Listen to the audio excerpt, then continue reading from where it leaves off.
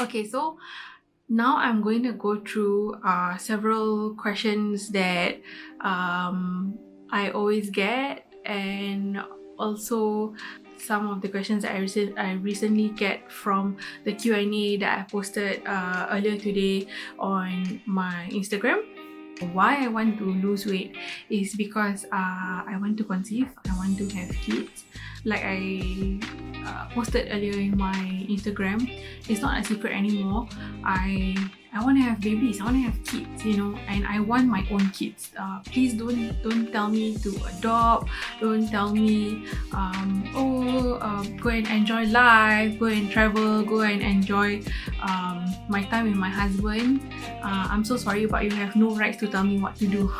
This is for my own happiness. This is what I want.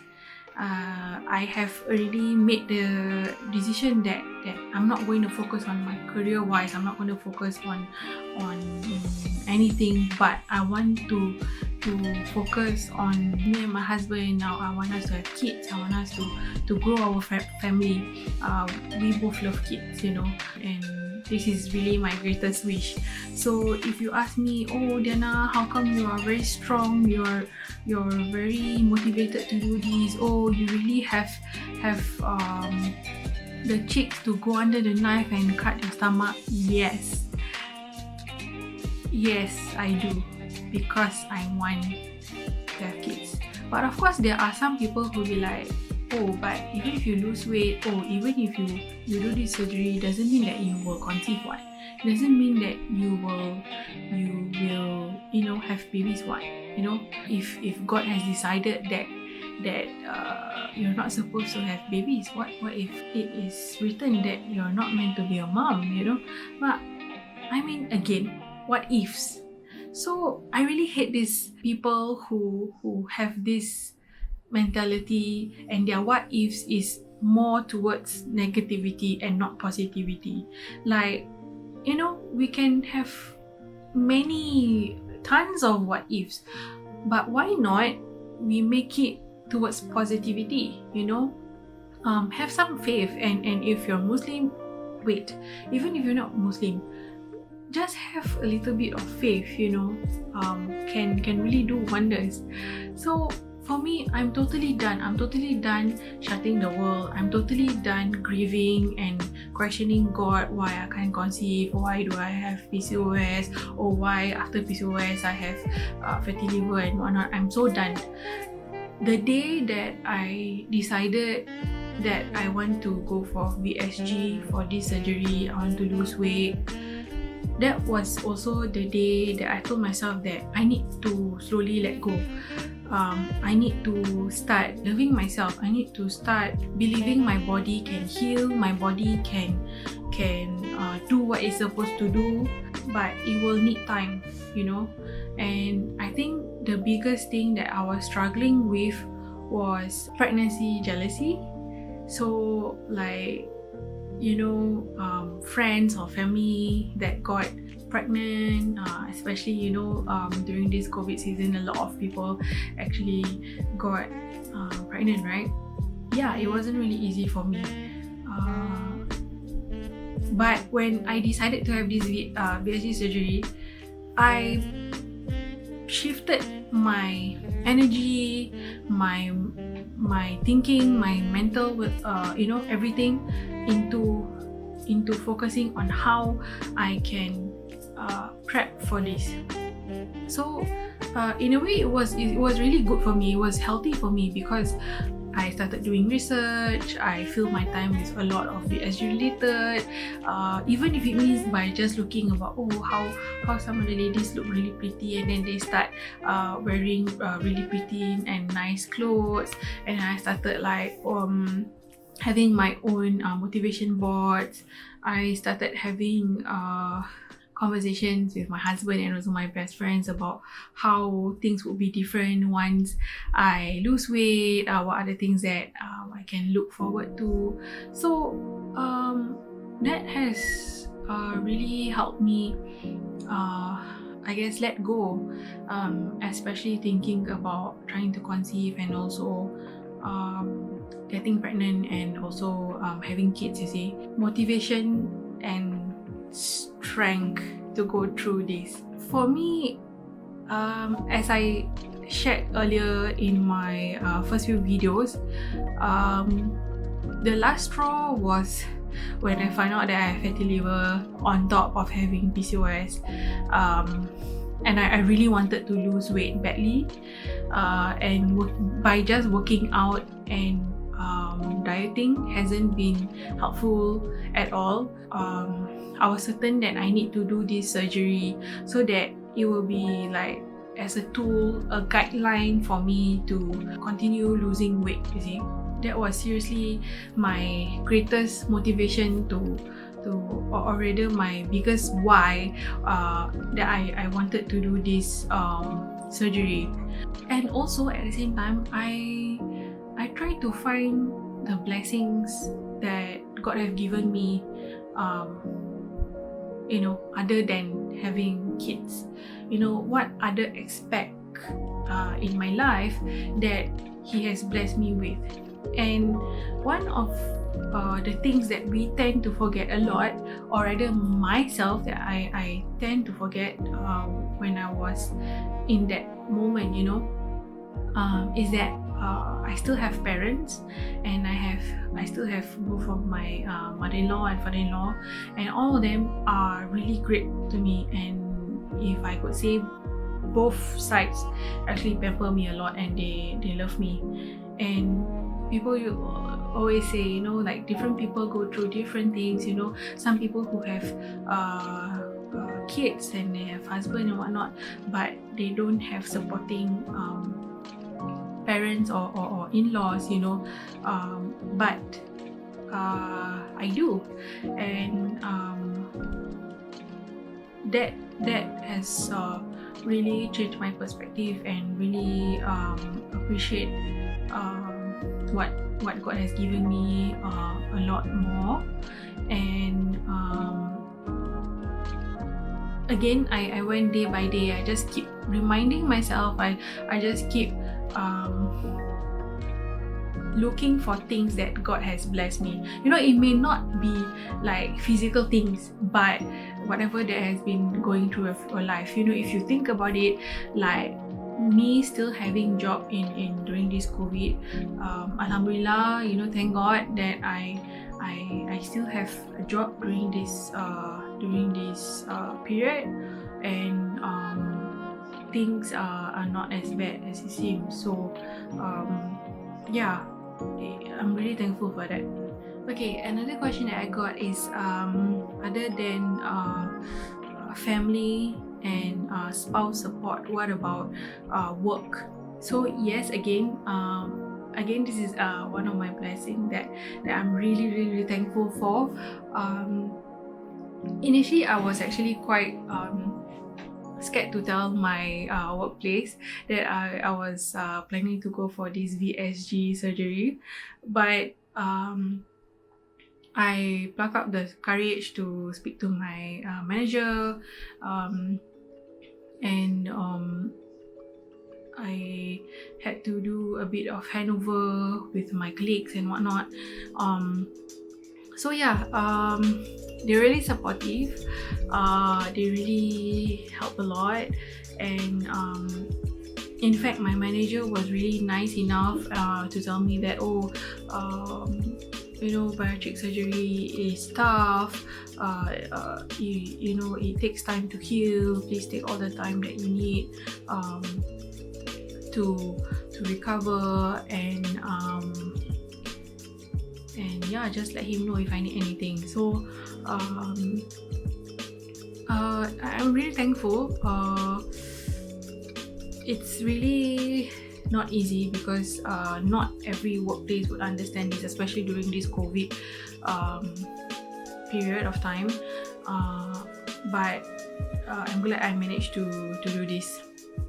And my colleagues are kind enough to take over my job. So yeah, I'm planning to treat them once I'm back in working, I guess. I don't think I'll be back in office, but yeah, we'll see what I can do afterwards. maybe get them a Christmas present or something. Yeah. And then the next question is that did it hurt and are you concerned about loose skin? Okay, for pain wise, I've already mentioned earlier. And loose skin. Yes, of course I am concerned about it. I mean, who wouldn't, right? But I followed a few ladies in US and Australia, right? When they did, how they put it is that I'd rather have the loose skin than the extra weights. So yeah, if you were to put it that way, yes, we have loose skin, but you'll be slimmer, you'll be at healthier health status, you know. So why not, right? But also, my husband has actually offered to pay for my plastic surgery, but I don't know if that's going to happen or not. But you know, because you know plastic surgery can be costly, and we can't travel to do that. That's another story. But I'm actually trying to see if I can find ways to not actually end up with a lot of loose skin. One way that you can do is to reduce how would I say, basically try to refrain from losing too much weight in a small period of time. So let's say if you already have a target goal with your doctors, right? For example, 1 year you want to lose 30 kilos. For me, I'm planning to stretch it out a little bit, maybe 1.5 years or something like that. And of course, you know, wear binders. Of course, these binders is only for now. Later on, maybe in 2-3 months, I will purchase a shapewear or something. I haven't decided on which brand yet. You know, for support, and also maybe like a shaper thighs or something. So it's not only for stomach but also for thighs area. And I think some of the ladies also face some issues with arms. So yeah, we'll see how it goes. Maybe I can try some oil or something and then just wrap it with my waist trainer or something. So yeah, I mean, saggy skin will confirm, loose skin will confirm bound to happen, but it's just a matter of, you know, how bad it is, I guess. But yeah, we'll see how it goes later on. Let's see what else. Things that the doctors won't tell you. So I'm just gonna go for it, okay? It's TMI, but I'm not gonna go for it. Your poop will be stinky. Super stinky. From the day that you start your liquid diet, which is minimally 2 weeks pre-op, right?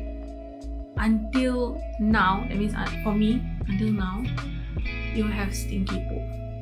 In fact, I actually spoke to one of the nurses at the ward who actually shared with me her story. She actually did the VSG surgery last year, I think around April or May.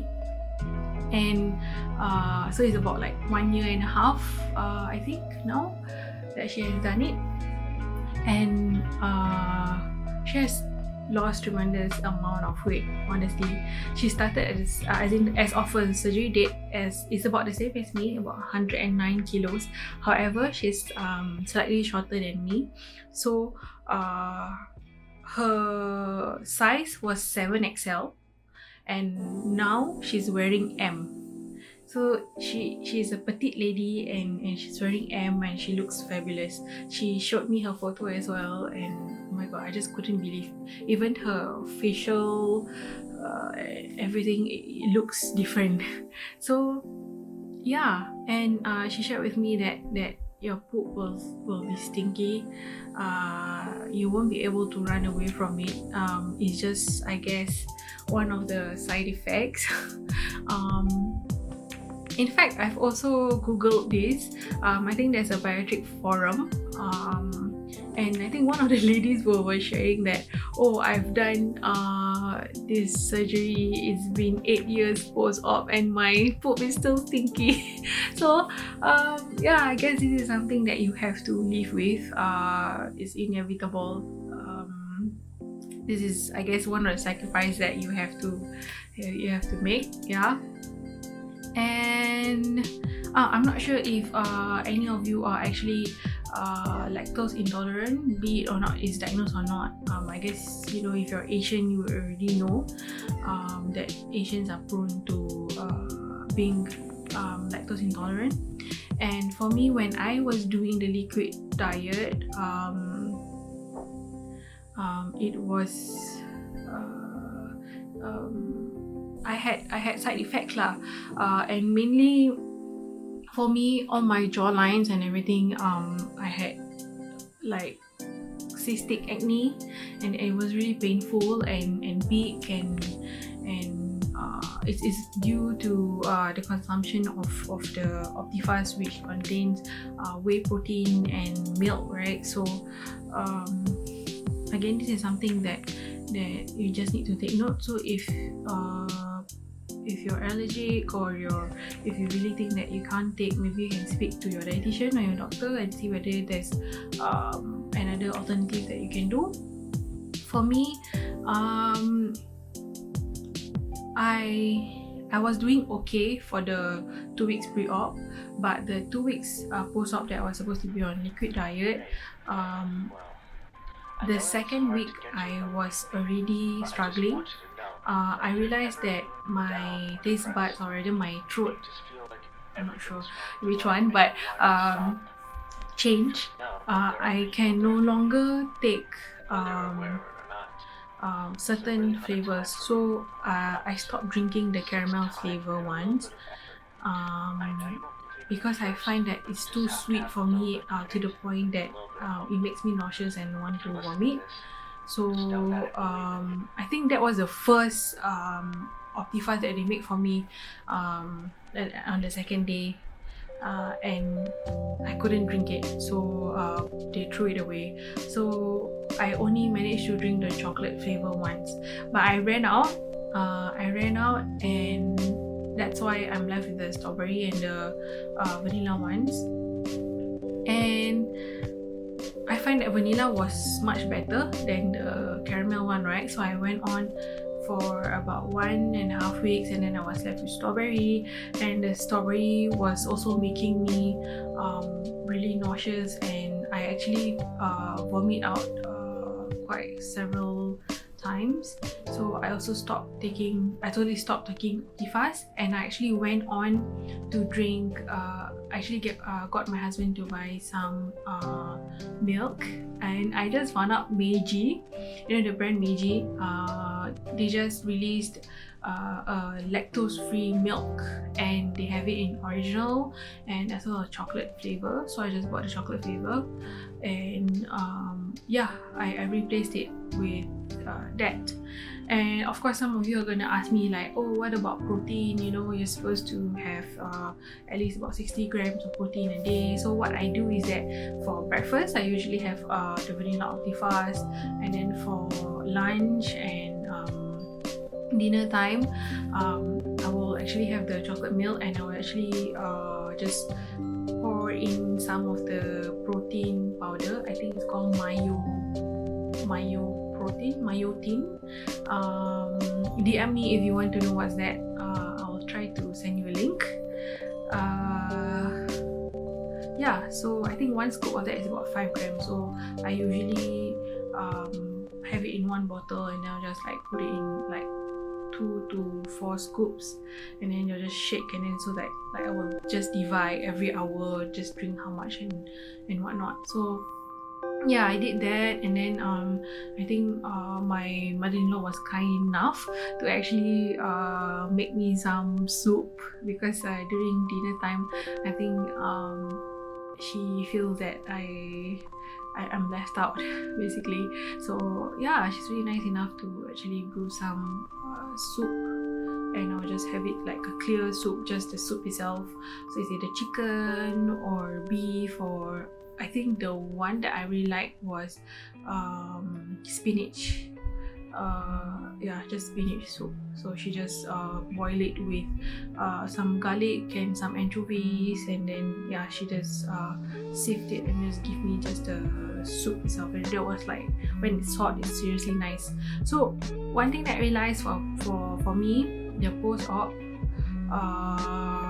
I prefer hot stuff better, like hot soups better, hot soups or hot drinks better. So I think mainly because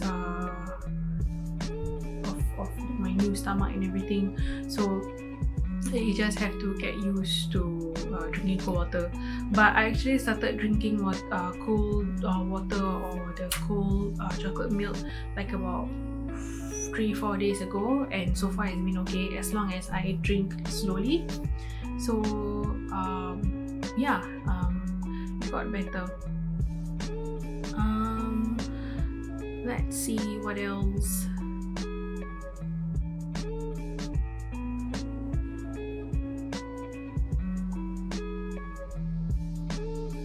Okay. Also, what doctors won't tell you, hair fall. Why you're having hair fall is because basically you're malnutrition, right? You're not eating, you're not having enough nutrients that your body needs, and the main thing is protein. So you're already having a reduced amount of protein. So that's why it's very important to meet the targets that is set by your dietitian and your doctors.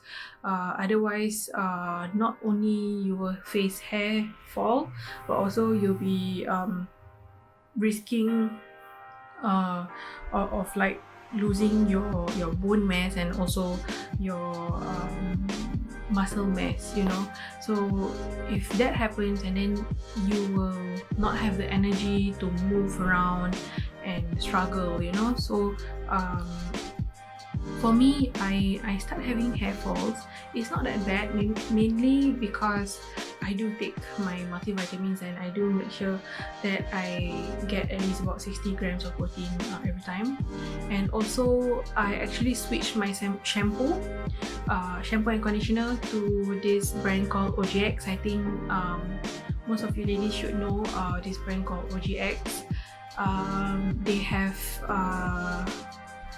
have the biotin shampoo, and you can just just use it. I think most of the ladies face more hair loss like 2 weeks post-op, but it's again is dependent on each individual and your experience and your hair and whatnot. So I guess you can also take supplements for this, but I'm not taking anything for my hair fall yet. I'm just gonna monitor. I'm just gonna see how it goes, and see if I need to later on. Yeah. And also, what your doctor does not tell you is that despite you doing this surgery, there will still be cravings. Okay, oh my god, can you like imagine? Like the first week, I was craving for ice cream, I was craving for rice and mashed potatoes.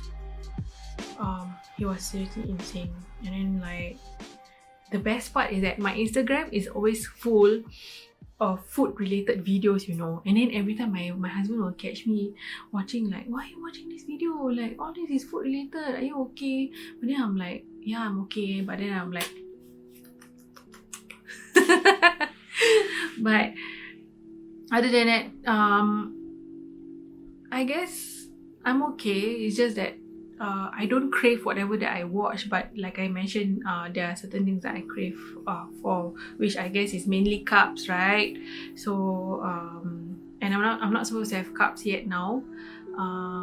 We'll have to wait for that another month. Then I can add in carbs. So we'll see how that goes.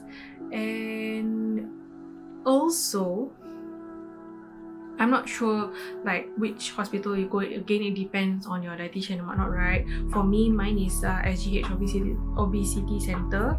So my dietitian, okay, what they do is actually they visit, they talk to you when you visit and whatnot, and they tell you what you should take and whatnot. However, what I don't like is that they'll hand you over like a sheet of paper with very minimal information. And let's say for diet wise, okay, for the Optifast phase, for the liquid phase is straightforward, right? But now that I've moved into mash, to soft solids, to what do you call it, puree food, right? There's no recipe. Okay, they won't give you a recipe book or any like a a timetable whereby or do this recipe or whatever. No, they don't have. They will just tell you, oh no, you can start having eggs. But for me, I moved to this second stage, right? Basically, they want me to focus more on protein. So I will do this for 2 weeks, and then in 2 more weeks I can add on fruits and vegetables in my diet. So for now they want me to focus on protein, so they just told me I can have eggs, I can have cheese, I can have poultries like chicken, like minced meat, but I really have to chew a lot. And then I think like tofu, yogurt. Of course, they give serving guidelines like each time like a size of a match box, matchstick box or something like that. Yeah, and so one at a time is about like 7 grams of protein, and then in a day I'm supposed to hit about 60 to 70 grams of protein. And I'm supposed to chew and then drink water and make sure that everything that my body is able to digest. But they do not give me ideas like, oh, what can I do during this stage. Like for example, like, oh, I can do tuna salad on Monday, or I can do mashed chicken with cottage cheese on the second day, etc. They don't have this. So what you have to do, you have to figure that out on your own. And honestly, it can be quite intimidating, especially when you do not know where to start or how to what to do and whatnot. So for me, what I did was that while I was prepping for this surgery, I actually downloaded some books on Amazon Kindle. There's some bariatric cookbooks that you can take a look at, and they will actually have a schedule according like week 1, week 2, and then for each day, right? For breakfast, snack, lunch, snack, dinner, snack, they will like specifically tell you what you can have, and they will also have the recipes. So I don't have my iPad with me now, I can't show you, but yeah, you can just head to Amazon.com and then take a look at their Kindle books. It's up to you whether you want to buy hard copy or you want to just download as a Kindle book. Or in fact, I think they have a trial, like a sample, or you can try the sample for free, or you can actually try the I think Kindle Unlimited trial, I think, for a few months. I can't remember now, but yeah, you can have a look for that. So what I'm doing now, I'm actually just since I just got approved to do this soft diet stage, right? Which is I just started yesterday, so I'm just going to follow. I wouldn't say I would follow 100%, but at least when I'm out of idea, I can just flip the book and see what I can do, what I can drink. But typically what they recommend is that breakfast you can have scrambled egg, just one scrambled egg, and then snack time you can have a shake. Lunchtime you can have maybe tuna or chicken salad. It's just a small less than 100 ml kind of serving. The serving and everything they will share in the book itself. And then for snack again you have shakes and then dinner. So total you have like about six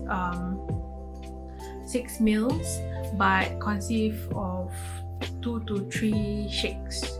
Yeah, and the shakes is usually very little, like 100 ml or less. So yeah, I think it will be great to have. Then you won't run out of ideas. For me, I'm okay to follow this because I don't quite crave for Malay dish or anything in particular, so I'm okay to follow like the Western type of diet. And for now, I think it's more straightforward and easier for me to follow, so I will just do that. And I'll see if I can bring you guys for my grocery shopping, and we see how I can do that. Okay, and let me see what else that I've not okay, I guess I haven't shared that post-op, right? Laughing will actually be difficult.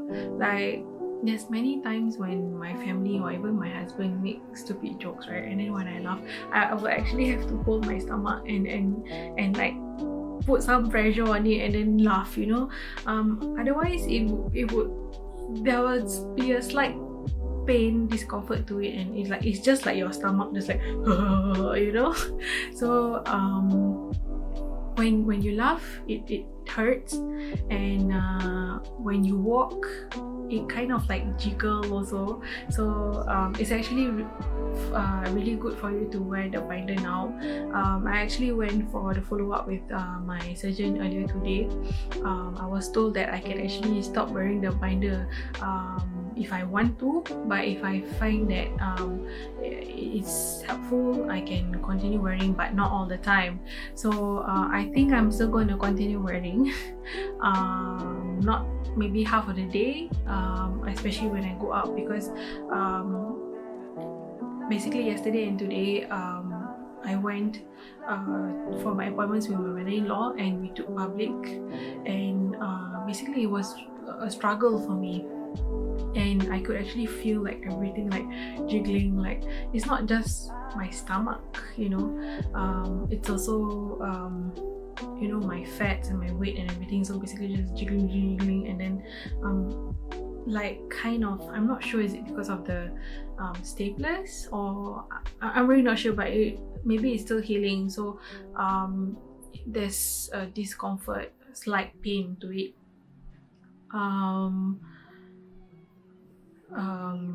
Yeah, so that's one thing to take note.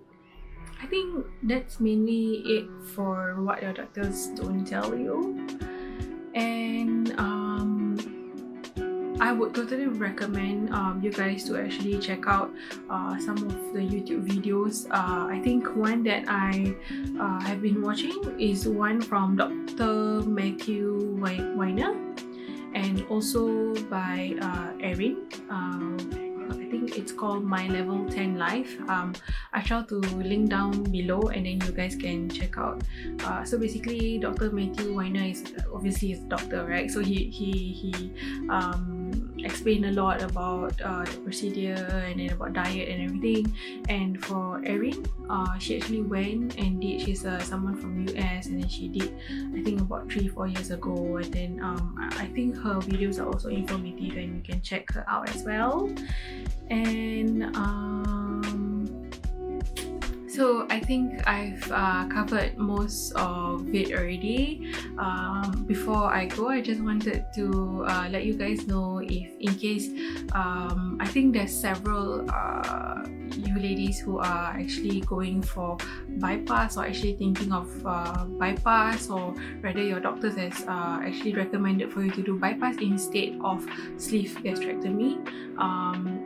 Let me know if you guys want me to link up to some of the ladies, my followers who actually have done bypass before, so that you can actually share your experience, or see whether it's the best option for you. Because for me, I did sleeve gastrectomy, and I might not be able to advise you better on bypass instead of VSG. So you can just drop me a DM at my personal Instagram, which is diana.vsg, and I'll see if I can help you. And I think that's all. Thank you for watching. Bye bye. Also, please don't forget to like and subscribe to my channel. Bye.